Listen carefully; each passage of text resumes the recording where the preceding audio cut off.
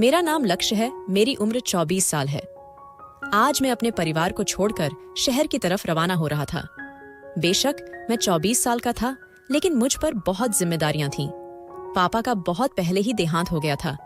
इस वजह से घर की जिम्मेदारी मेरे कंधों पर आ गई थी। मेरी 2 जवान बहनें थीं जिनके दहेज की तैयारी मुझे ही करनी थी। विधवा माँ थीं, उनके भी खर्चे मुझे ही पूरे करने थे। गांव में रहते हुए मुझे कोई अच्छी नौकरी नहीं मिल रही थी। बस गुजारे लायक ही एक छोटी नौकरी थी जिससे घर का चूल्हा जल रहा था, मगर वह मेरे लिए बिल्कुल भी उचित नहीं थी। मुझे ज्यादा पैसे चाहिए थे, इसीलिए मैंने यह फैसला किया था कि मैं शहर जाकर पैसे कमाऊंगा ताकि हम लोग सुकून की जिंदगी बिता सकें। मैंने एक तायराना निगाह अपने छोटे से मकान पर डाली। मेरे माता पिता ने इस मकान को बहुत ही खूबसूरत और खुशियों से सजाया था। मेरी आंखें नम हो गईं। मुझे नहीं मालूम था कि आज के बाद मेरी वापसी कब होगी। मैं अपनी मम्मी के कमरे में दाखिल हुआ तो वह पापा की तस्वीर को लेकर ही बैठी हुई थी। उनकी आंखों से आंसू निकल रहे थे।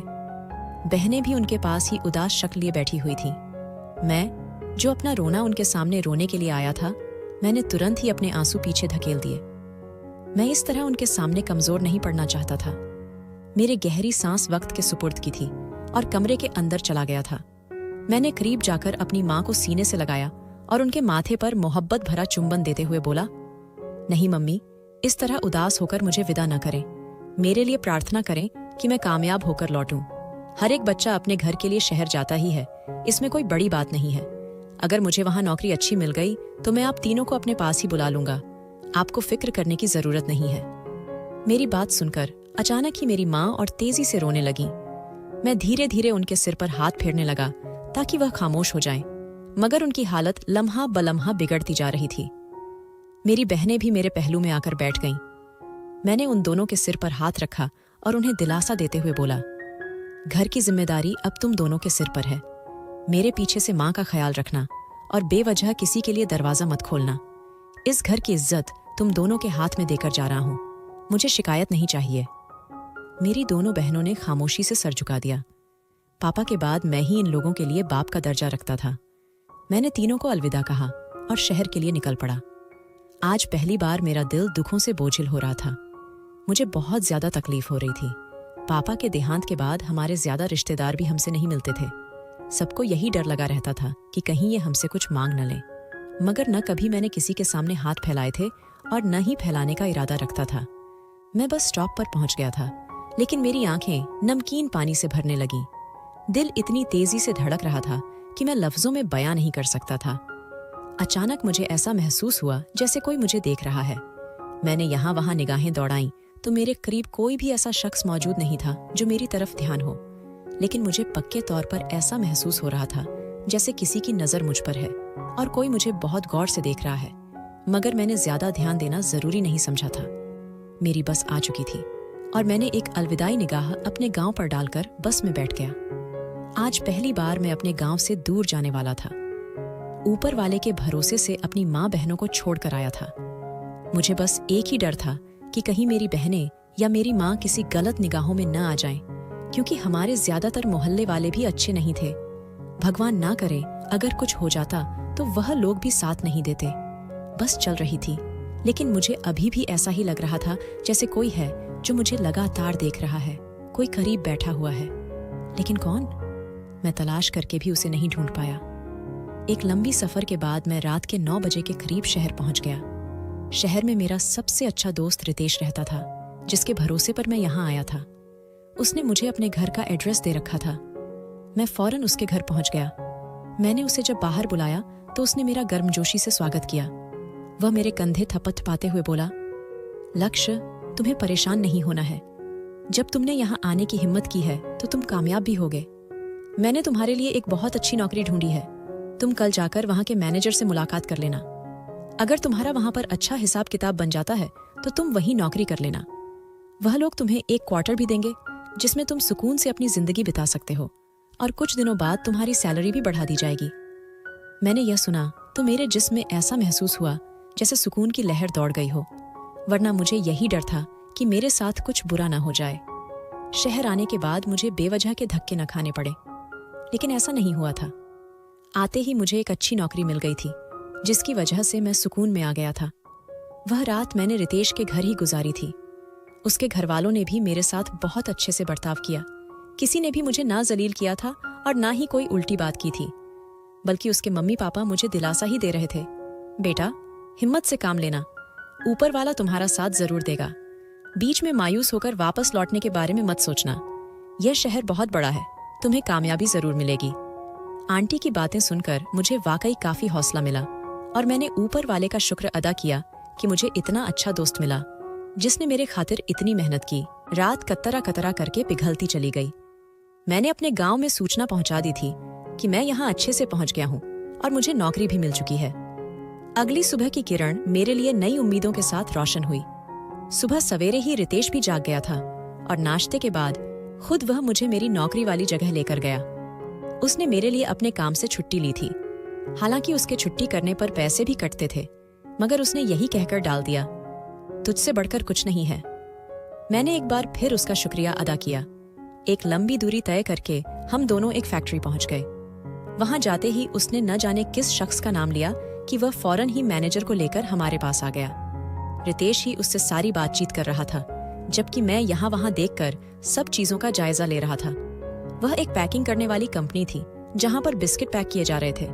उन लोगों ने मुझे 25,000 की सैलरी पर रख लिया। यह भी मेरे लिए बहुत ज्यादा थे, क्योंकि गांव में मुझे सिर्फ 10,000 की तनख्वाह पर रखा गया था।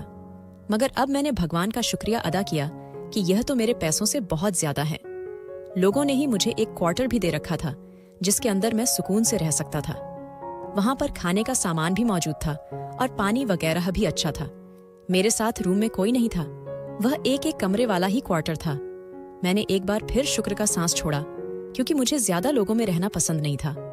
रितेश मुझे वहां छोड़कर जा चुका था और कहा था कि वह संडे को मुझसे मिलने के लिए आएगा। मैंने भी हाँ में सिर हिला दिया था। दिन ऐसे ही गुजर चुका था और अगले दिन मैं अपने काम पर पहुंच गया। मैनेजर सर बहुत अच्छे थे, उन्होंने मेरी बहुत मदद की। सारे काम उन्होंने ही मुझे समझाया और मुझसे वादा भी किया कि अगर मैं ईमानदारी से और अच्छा काम करता रहूं तो मेरी सैलरी और बढ़ा दी जाएगी। मेरी तो आंखें फटी की फटी रह गई थीं। मैं हैरान होकर उन्हें देखने लगा कि क्या वाकई वह लोग मेरी सैलरी और बढ़ा देंगे। जब उस मैनेजर ने फौरन कहा कि हाँ, तुम परेशान मत हो, बस काम ईमानदारी से और अच्छा करो, तुम्हें पैसा ज्यादा ही मिलेगा। मैंने फौरन ही दिल लगाकर मेहनत करना शुरू कर दिया। मुझे गांव से शहर आए हुए अब एक हफ्ते का समय बीत चुका था, लेकिन इस एक हफ्ते के दौरान भी मुझे वही नजरें अपने वजूद पर महसूस होती रहीं जो मुझे बस में इस जॉब पर आते वक्त महसूस हुई थी। आज जब मैं कैंटीन में दोपहर का खाना खाने के लिए बैठा तो अचानक ही मुझे एक अच्छी सी ट्रे सजाकर दी गई। मैंने वजह पूछी तो कहने लगे कि आज स्टाफ के अच्छे मेंबर्स को पार्टी दी गई है। मैं हैरान हो गया कि ऐसा कैसे हो सकता है, क्योंकि पास बैठे किसी भी शख्स को इस तरह की ट्रे नहीं दी गई थी। मैं फौरन अपनी जगह से खड़ा हुआ और उस वेटर को देखते हुए बोला, देखो भाई, अगर इसके पैसे तुम मुझसे लोगे तो मैं नहीं दे सकता। मुझे तुम सादा सा बन और चाय ला कर दो, मैं उससे ही अपना गुजारा कर लूंगा। मैं ये सब नहीं खा सकता। तब उसने एक बार फिर मेरे कंधे पर हाथ रखा और सख्ती से बोला, चुपचाप ये खा लो, ये तुम्हारे लिए बनाया गया है और ऊपर से ऑन ऑर्डर है कि तुम्हें ये देना जरूरी है। मैं हैरानी से सोच रहा था कि ऐसा कैसे हो सकता है, लोग मेरे साथ इतना अच्छा सलूक कैसे कर सकते हैं, क्योंकि मैंने सुन रखा था कि गांव से आने वालों को ज्यादा अहमियत नहीं दी जाती। फिलहाल मैंने खामोशी से बैठकर खाना खा लिया। वह खाना बहुत ही लजीज लग रहा था। मैंने हर चीज ट्राई की। इतने दिनों बाद मैंने पेट भरकर खाना खाया, वरना यहाँ आने के बाद तो मैं हर वक्त पैसे ही बचाता रहता था। समय की रफ्तार न कभी रुकी है और न ही कभी रुक सकती है। वह अपनी डगर पर ही दौड़ती जा रही थी, लेकिन मैं नहीं जानता था कि समय गुजरने के साथ मेरी जिंदगी में किस तरह के बदलाव आने वाले हैं। आज संडे था। मेरे दोस्त रितेश से मिलने का दिन था। हम दोनों का इरादा कहीं बाहर जाने का था। उसने मुझसे वादा किया था कि वह मुझे शहर घुमाएगा और मैं भी देखना चाहता था कि शहर की रौनकें कैसी होती हैं। मैं और वह एक पार्क में मिलने वाले थे। मैं अपनी कंपनी के करीबी पार्क पहुंच गया था, जब अचानक मेरी नजर एक बूढ़ी औरत पर पड़ी जो जमीन पर बैठी न जाने क्या घूर रही थी। मैं एक लम्हे के लिए परेशान हो गया था। मैं कदम ब कदम चलता हुआ उस बूढ़ी अम्मा के पास गया था और उन्हें देखते हुए बोला था, अम्मा, सब ठीक है? मदद की जरूरत तो नहीं? उन्होंने एक नजर मेरे वजूद पर डाली और एक अजीब सी मुस्कान मुझे दी। फिर सिर नामे हिलाकर वहां से चली गईं। ये मेरे लिए बहुत ही अजीब था। उस औरत की मुस्कान न जाने क्यों मुझे खतरे की निशानी महसूस हुई, लेकिन मैं चुप रहा। मैं वापस बेंच पर आकर बैठ गया और अपने दोस्त का इंतजार करने लगा, लेकिन बार बार मेरी नजर उसी जगह पर जा रही थी जहां वह बूढ़ी औरत बैठी हुई थी। मेरे दिल में अचानक ही एक अजीब सा डर पैदा हो गया था। गांव में इन सभी चीजों को बहुत ज्यादा अहमियत दी जाती है। छोटी छोटी बातों को ही बढ़ा चढ़ाकर सोचा जाता है। यही वजह थी कि मेरा दिमाग भी खराब होना शुरू हो गया था। लेकिन मैं साथ में प्रार्थना भी कर रहा था कि हे भगवान, मुझे अपनी हिफाजत में रखना, क्योंकि मेरी माँ बहनों का मेरे अलावा और कोई सहारा नहीं है। थोड़ी देर बाद ही मुझे सामने से रितेश आता हुआ नजर आ गया। उसने आज ब्लैक पैंट और ब्लैक ही शर्ट पहनी हुई थी, जबकि मैं भी अच्छी ड्रेसिंग करके आया था। वह जैसे ही मेरे करीब आया तो मैंने उसे गले से लगाया और उसे देखकर दिल खुश कर देने वाले अंदाज में बोला, तुम्हारी वजह से आज मैं इस पोजीशन पर पहुंचा हूं, वरना मुझे कभी भी इतनी अच्छी नौकरी नहीं मिलती। रितेश, मैं तुम्हारा जितना शुक्रिया अदा करूं उतना कम है। मैं और कुछ कहता उससे पहले ही उसने मेरे कंधे पर हाथ रखा और मेरा कंधा थपथपाते हुए बोला, इसमें मेरा कोई कमाल नहीं है। ये तुम्हारा नसीब है जो तुम्हें इतनी अच्छी नौकरी मिल गई। बस तुम वहां पर दिल लगाकर मेहनत करो, वे लोग तुम्हारी सैलरी भी बढ़ा देंगे। मेरी मैनेजर से बात हुई थी। मैं तुरंत ही खुश हो गया और उसकी तरफ देखते हुए सवालिया लहजे में बोला, वैसे रितेश, तुमसे एक बात पूछूं? मेरे सवाल पर उसने हाँ में सिर हिलाया तो मैं उसे देखते हुए बोला, यार, मुझे एक बात समझ नहीं आती, तुम्हें इतनी अच्छी नौकरी कैसे मिल गई?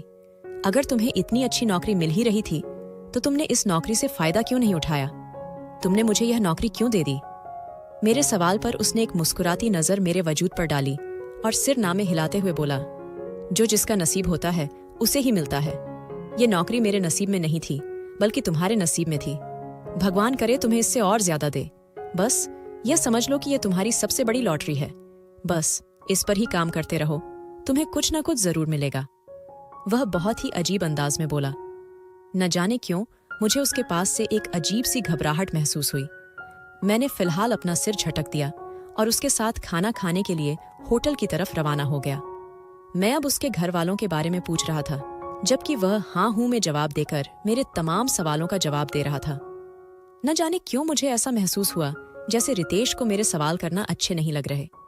इसी वजह से मैं चुप हो गया। थोड़ी देर बाद वह मुझे देखते हुए बोला, वैसे एक बात पूछूं?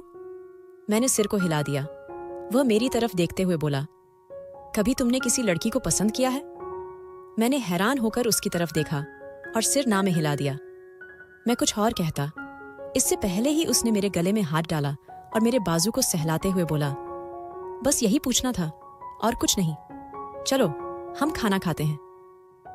वह तुरंत ही बात को घुमा गया था, लेकिन न जाने क्यों मुझे ऐसा महसूस हुआ जैसे वह मुझसे कुछ छुपा रहा है। लेकिन मैंने ज्यादा इस बात को तवज्जो देना ठीक नहीं समझा। हम दोनों ने एक शानदार डिनर साथ में किया और फिर वह मुझे थोड़ी शॉपिंग कराने के लिए मार्केट ले गया। मैंने आज से पहले शहर की इतनी बड़ी बड़ी मार्केट्स नहीं देखी थी। पापा शहर आते जाते रहते थे और वही हमारी जरूरतों का सामान लेकर आते थे। मैंने कभी भी न शहर आने की चाहत दिल में रखी थी और न ही मुझ में यह ख्वाहिश कभी पैदा हुई थी, मगर हालात ने मुझे इतना मजबूर कर दिया था कि मुझे अपना प्यारा गांव, अपनी प्यारी मिट्टी और अपने प्यारे लोग छोड़कर इस बड़े से शहर में आकर बसना पड़ा। वह वक्त मैंने रितेश के साथ बहुत अच्छा गुजारा था। वह मुझे लगभग 10 बजे के करीब मेरे क्वार्टर छोड़कर चला गया था, मगर आज रितेश का अंदाज काफी बदला बदला था। न जाने क्यों मुझे बार बार ऐसा महसूस हो रहा था कि कुछ गड़बड़ है। कुछ तो है जो मुझसे छुपाया जा रहा है, लेकिन मैं उसकी असल तह तक नहीं पहुंच पाया था। वह रात मेरे लिए बहुत अजीब सी थी। उस बूढ़ी अम्मा का मिलना, फिर रितेश का अजीब रवैया, ये सब चीजें मुझे बहुत ज्यादा उलझा रही थी। मैं कब नींद की गहरी वादियों में खो गया, मुझे कुछ पता नहीं चला। अगली सुबह मैं वक्त से पहले ही जाग गया। मैं तैयार होकर जैसे ही अपने क्वार्टर से बाहर आया तो नीचे जमीन पर एक लिफाफा पड़ा हुआ था। मैंने हैरान होकर उस लिफाफे की तरफ देखा कि भला यह लिफाफा यहाँ पर किसने रख दिया। मैंने फौरन ही झुककर उस लिफाफे को अपने हाथ में लिया और जल्दी जल्दी क्वार्टर के दरवाजे पर ताला लगाने लगा, क्योंकि मुझे कंपनी जाना था। जैसे ही मैंने उस लिफाफे को अपने हाथ में लेकर महसूस करने की कोशिश की तो न जाने क्यों मुझे इस लिफाफे में पैसे महसूस हुए। मैंने जल्दी से उस लिफाफे को खोला और अंदर देखा तो मेरी हैरानी के मारे आंखें फटी की फटी रह गईं, क्योंकि उस लिफाफे में 1000 के कई नोट मौजूद थे। मेरी तो हैरानी के मारे आंखें बड़ी बड़ी हो गईं और डर के मारे मेरे हाथ कांप उठे। बेशक मैं 24 साल का हो गया था, लेकिन आज तक मैंने इतनी रकम एक साथ अपने हाथ में नहीं ली थी। मैंने फौरन ही अपने क्वार्टर का दरवाजा खोला और घर के अंदर दाखिल हो गया। मैंने आसपास नजर भी दौड़ाई थी, लेकिन मेरे करीब कोई भी ऐसा शख्स मौजूद नहीं था जिसके यह पैसे गिरे हों। मगर मुझे ऐसा लगा जैसे यह पैसे मुंह तक पहुंचाए गए हों, क्योंकि वह लिफाफा मेरे घर के बिल्कुल पास रखा हुआ था। मैं काफी देर तक उस लिफाफे को देखता रहा और फिर हिम्मत करके मैंने पैसे गिनने शुरू किए। वह लगभग कोई 1 लाख के करीब रकम थी। मेरी तो हैरानी के मारे आंखें ही फटी की फटी रह गई थीं।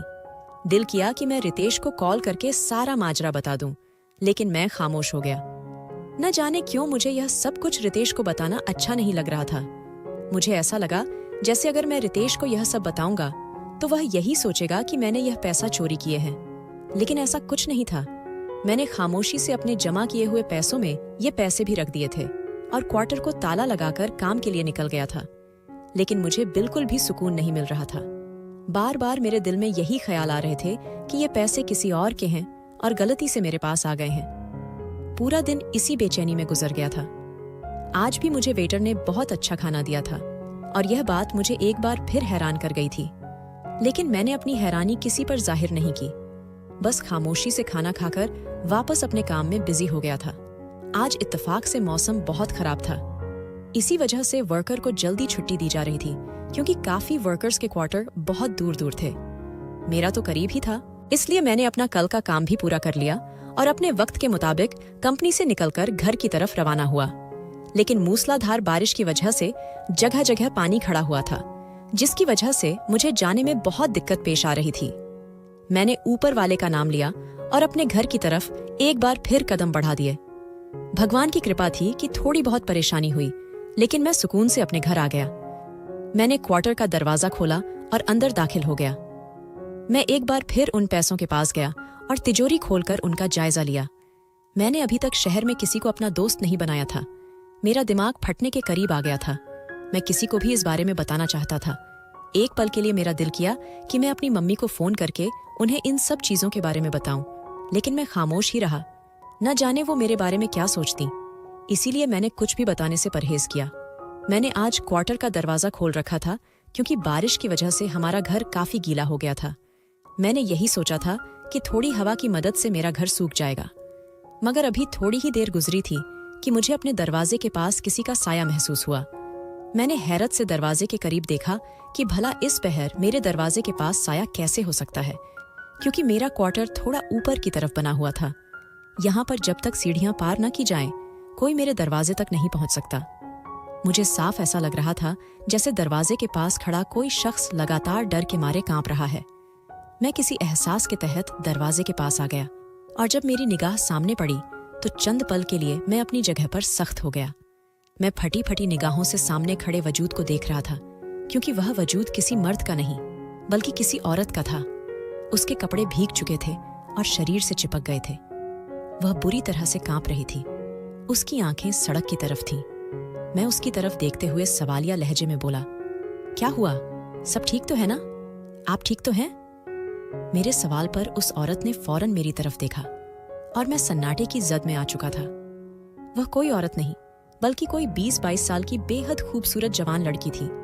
वह देखने में इतनी सुंदर थी कि ऐसा लगता था जैसे वह कोई परी हो।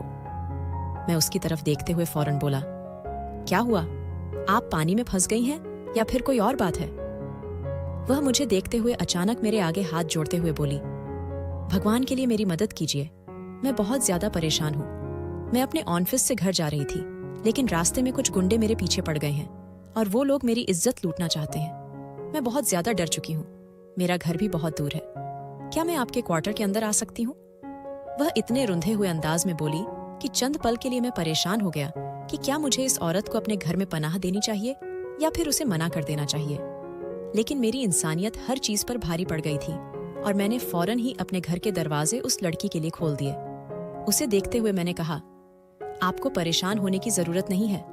आप जितनी देर तक मेरे घर में रहना चाहे रह सकती है। आइए अंदर। यह कहते ही मैंने उसे अपने घर के अंदर आने की जगह दे दी थी। जबकि वह फौरन ही घर के अंदर आ गई थी। मैंने जल्दी से उसे टॉवल दिया तो वह अपने बाल सुखाने लगी। मैं उसे देखते हुए बोला, लेकिन आप इतनी रात को ऑफिस से क्यों निकली? आपको पता होना चाहिए कि मौसम कितना खराब हो रहा है। वह मुझे देखते हुए बोली, जी बस यही गलती हो गई। आज काम काफी ज्यादा था, इसलिए मुझे देर रात तक रुकना पड़ा। लेकिन मुझे नहीं पता था कि कुछ बदतमीज लड़के मेरी ताक में बैठे हैं कि जैसे ही मैं बाहर आऊंगी वे हैवानियत दिखाने के लिए मुझ पर टूट पड़ेंगे। मैंने बड़ी मुश्किल से अपनी इज्जत बचाई है। बस आज की रात आपके क्वार्टर में रुक जाऊंगी और फिर सुबह चली जाऊंगी। मैं आपको इस चीज का मुआवजा देने के लिए भी तैयार हूं। मैंने फौरन कहा, नहीं, मैं इतना बेशर्म इंसान नहीं हूं कि किसी लड़की की मदद करने का मुआवजा लूं। आप मेरे कमरे में सो सकती हैं, मैं यहां दरवाजे के पास सो जाऊंगा। मेरा क्वार्टर ज्यादा बड़ा नहीं था। एक छोटा सा कमरा था जिसमें मैं रहा करता था, और फिर वहीं पर एक छोटा सा किचन बना हुआ था जिसमें मैं अपने लिए खाना वगैरह तैयार कर लिया करता था। वह लड़की फौरन बोली, नहीं नहीं, आप अपने कमरे के अंदर ही आराम करें, मैं आपको बिल्कुल परेशान नहीं करूंगी, मैं यहां सो जाऊंगी। मगर मुझे यह सब मंजूर नहीं था। मेरी अपनी भी 2 बहनें थीं जो मेरे लिए जान से ज्यादा प्यारी थीं। अगर आज मैं किसी बहन बेटी की मदद करता तो कल को यह वक्त अगर मुझ पर भगवान न करे आ जाता तो ऊपर वाले की मदद से मेरी बहनों की भी मदद होती। यही सब सोचकर मैंने उस लड़की को बहुत बोल करके अपने कमरे में भेज दिया और सोफे पर बैठकर उस लड़की के बारे में सोचने लगा। मुझे आज बेइंतहा अफसोस हो रहा था कि मर्द कितनी जालिम चीज है। अगर इंसानियत दिखाने पर आए तो सब कुछ फना कर सकता है, और जब हैवानियत दिखाने पर आए तो एक लड़की को नोच खसोट कर उसकी जिंदगी को तबाह कर सकता है। एक मैं मर्द था और एक वे मर्द थे। मैं अजीब सा आश्वस्त करने लगा और फिर अपना सर झटक कर सोफे पर लेट गया। अब मेरी सोचों का केंद्र वह 1 लाख रुपए थे जो मेरे पास सुबह सवेरे आए थे। कई बार मेरा दिल किया कि मैं उन पैसों को दान कर दूं, क्या पता वे मेरे लिए कोई परीक्षा हो। लेकिन फिर मैं यह सोचता कि मेरे पास भी 2 बहनें हैं, उनकी मुझे शादी करनी है और उनके दहेज के लिए भी मुझे काफी दौलत चाहिए होगी, जिसकी वजह से मैं न जाने क्यों बहुत ज्यादा खुदगर्ज बन रहा था। मैं कब यही सब सोचते सोचते गहरी नींद में गया, मुझे कुछ पता नहीं था। तकरीबन आधी रात के वक्त मुझे ऐसा महसूस हुआ जैसे कोई मुझे बहुत गौर से देख रहा हो। मैंने चारों तरफ नजर घुमाई तो कोई भी पास मौजूद नहीं था। मैं पल भर के लिए ठिठक गया। मैंने फौरन ही दरवाजे के पास देखा तो मेरा दरवाजा भी बंद था। वह लड़की यकीनन अंदर सुकून से सो रही थी।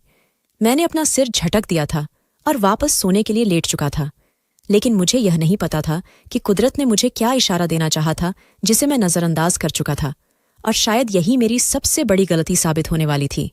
रात कतरा कतरा करके पिघलती चली गई थी। मेरी आंख सुबह के 10 बजे के करीब खुली थी। न जाने क्यों आज मुझे बहुत ज्यादा नींद आई थी, वरना मैं आमतौर पर 9 बजे या 8 बजे जाग जाया करता था। नाश्ता अपने हाथ से बनाता था और उसके बाद कंपनी के लिए निकल जाता था।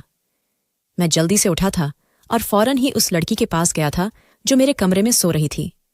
सुबह जागते ही मुझे सबसे पहले उसका ख्याल आया था, लेकिन जब मैंने कमरे का दरवाजा खोला तो वह कहीं पर भी मौजूद नहीं थी। मुझे एक जोरदार झटका लगा था कि वह लड़की अचानक से कहाँ चली गई, मगर फिर मुझे यकदम ख्याल आया कि हो सकता है वह मेरे जागने से पहले ही घर से जा चुकी हो।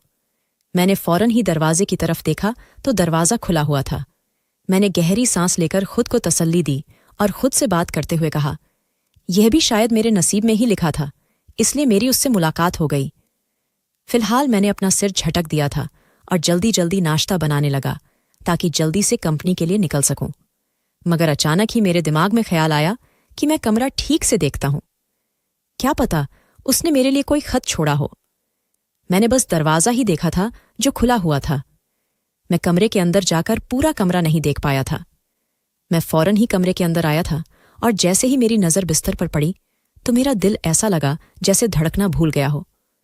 स्पष्ट रूप से मुझे ऐसा लग रहा था जैसे मेरी सांसें थम गई हों, क्योंकि मेरा बिस्तर खून से भरा हुआ था। चंद पल के लिए मुझे वाकई ऐसा महसूस हुआ कि जैसे मेरी दुनिया खत्म हो चुकी हो और मेरे कदमों तले जमीन खिसक गई हो। इसका क्या मतलब था, मुझे कुछ समझ नहीं आ रहा था। मैंने फौरन गहरी सांस लेकर खुद को संभालने की कोशिश की और अपने आप पर काबू पाया, क्योंकि अगर मैं ज्यादा परेशान हो जाता तो सिवाय नुकसान उठाने के और मैं कुछ नहीं कर पाता। मैंने जल्दी से वह चादर समेटा था और उसे कूड़ेदान में फेंक दिया था। मेरा दिमाग बिल्कुल बंद होने के करीब आ गया था। यह सब क्या मामला था? मेरी समझ से सब कुछ बाहर था। मेरे हाथ पांव कांपने लगे थे। इस एक हफ्ते के अंदर मेरे साथ इतने सारे वाक़ये हो चुके थे जो मेरे लिए बहुत ज्यादा हैरत अंगेज थे। मैं फौरन ही घर से बाहर निकल आया था और गहरी गहरी सांस लेने लगा था। मैं अभी आगे बढ़ ही रहा था कि इससे पहले एक पुलिस की गाड़ी मेरे घर के दरवाजे पर रुकी थी। मुझे समझने का मौका दिए बिना उन लोगों ने मुझे गिरफ्तार कर लिया था। मैं कुछ कहता इससे पहले उन्होंने मुझे देखते हुए कहा था, आप पर हत्या का इल्जाम लगाया गया है कि आपने एक बच्ची का कत्ल किया है। मैं हैरान था कि यह सब हुआ कब।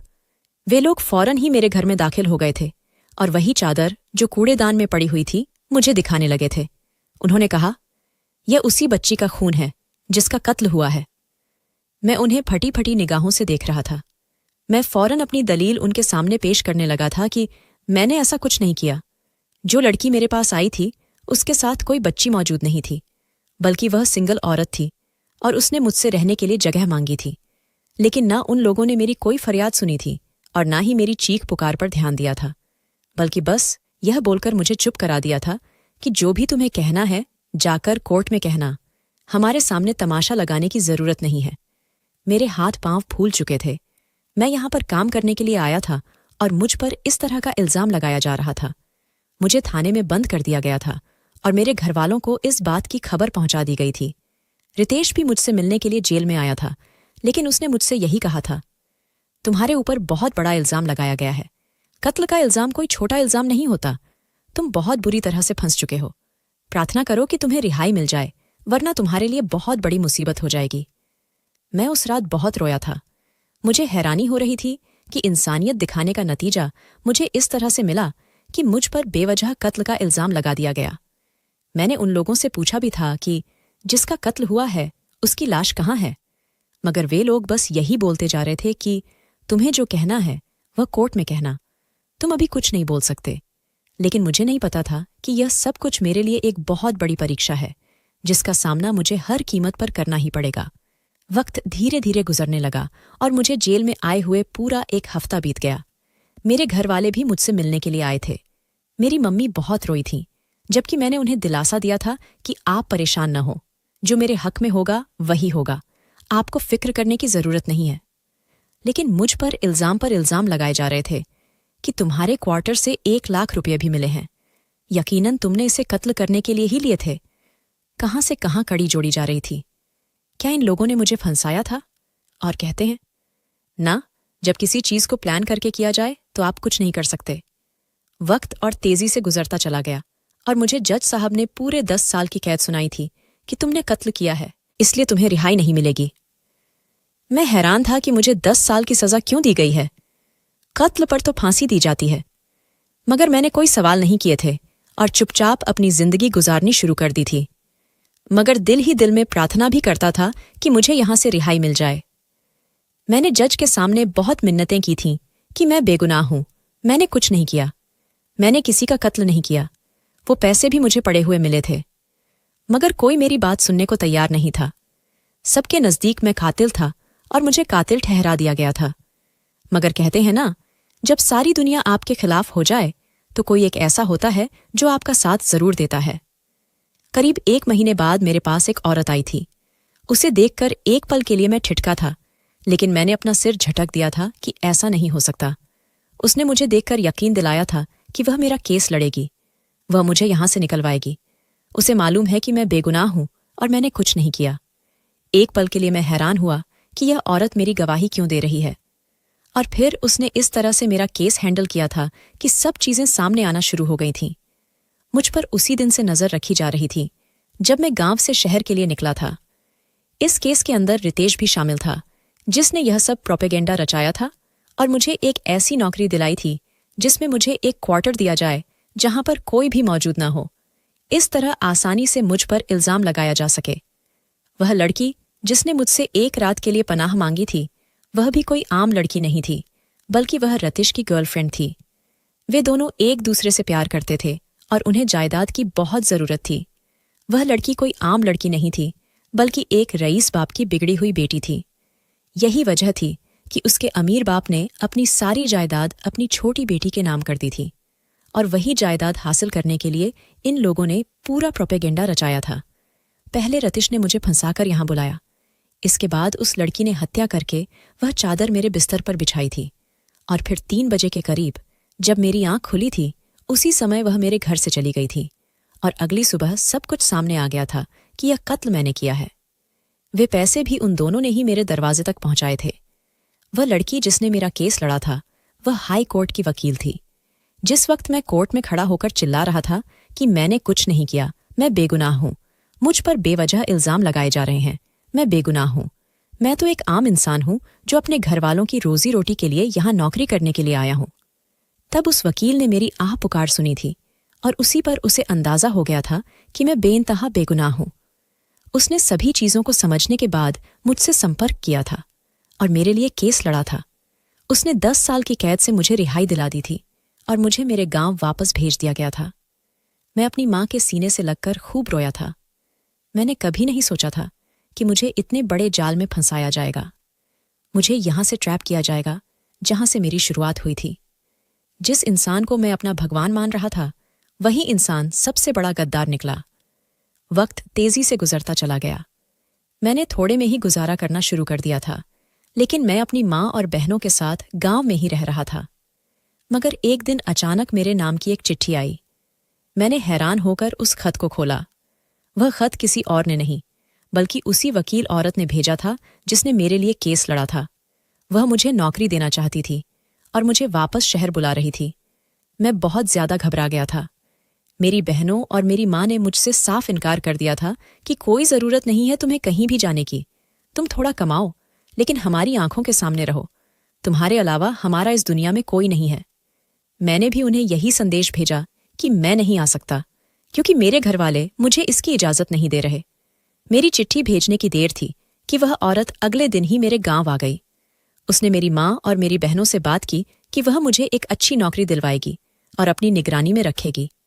आप लोगों को चिंता करने की जरूरत नहीं है। दुनिया में अगर कुछ लोग बुरे हैं तो कुछ लोग अच्छे भी हैं। आप लोग मुझ पर भरोसा कर सकते हैं। उसकी बातों से मेरी मां को बहुत उम्मीद हुई थी और उन्होंने मुझे उस औरत के साथ रवाना कर दिया था। और वाकई उस औरत की बात बिल्कुल सही साबित हुई थी। अगर इस दुनिया में कुछ लोग बुरे हैं तो कुछ लोग अच्छे भी हैं, और यह बात उसने सच कर दिखाई थी। उसने मुझे एक बहुत अच्छी नौकरी दिलाई थी जो बहुत अच्छी सैलरी दे रही थी। कुछ समय बाद मैंने अपनी मां और बहनों को भी शहर बुला लिया था। अब मैं उनके साथ एक खुशहाल जिंदगी बिता रहा हूं। दोस्तों, वीडियो कैसा लगा? कमेंट करके जरूर बताएं। वीडियो को लाइक और चैनल को सब्सक्राइब जरूर करें